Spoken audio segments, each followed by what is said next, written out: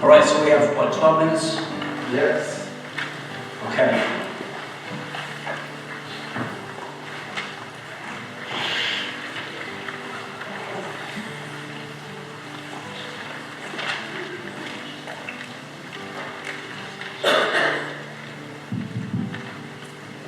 All right, so in your doctoral work, Yes, if I sir. understand correctly, you examined the first 4 years of minutes?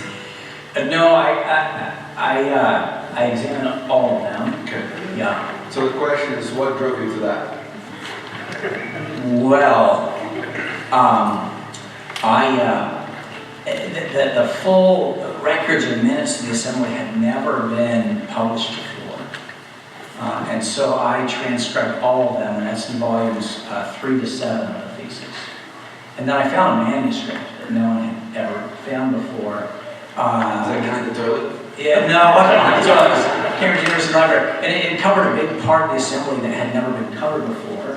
We just didn't have any material about it. So with all that material, I thought, well, why don't I kind of look at the way in which the Westminster Assembly conducted its debates? How did they debate about theology? And most of the stuff that the Assembly talked about church government.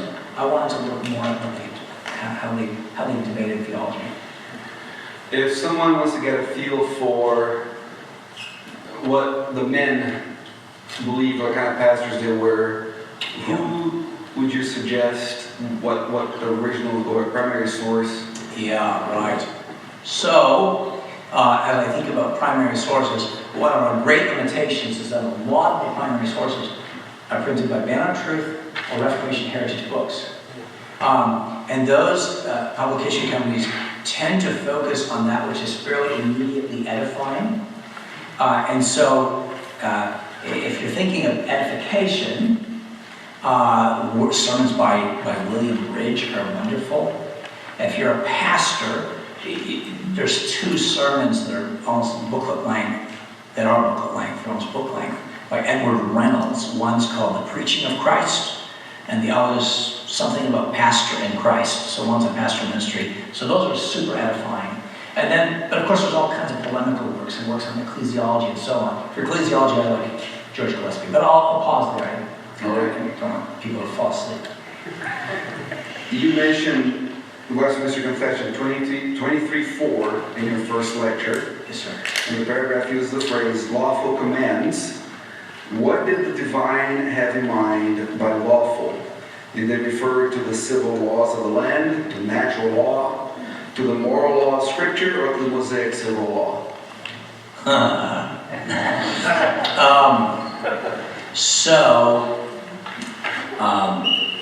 When it refers to lawful commands, they would certainly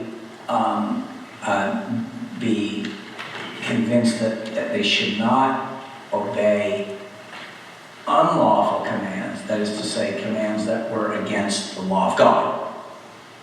But they would also, I think the majority of them would also believe that if the magistrate was commanding things that were unlawful by the laws of the land as well, they should not obey those either. Whether they would also, and they would also believe that if something is kind of a law of nature, something imprinted on our hearts, our consciences know it, they can't obey laws that would violate that either. So it's like yes. So the Word of God, natural law, laws of the land, there's all kinds of ways of being unlawful right now. Based on the directory of public worship, under what circumstances, if there be any, would an unordained man be allowed to preach? And what might be the minimum qualifications of such a man? How does this apply today? So the Westminster Divines had big debates about who could preach. They believed that an ordained minister could preach. They also believed that those training for the ministry ought to preach. They also, this is not in the Westminster Standards, but they would widely recognize that there are situations where unordained people and even women could preach. And the example given is the Huguenots, where there's basically no men left. Just towns where the reformed men are all off to war, or they're all dead. And George Gillespie just says in passing, when you understand a situation like that, a woman might need to preach in extreme situations. But normally, it would be men who are godly, and we will talk more about that.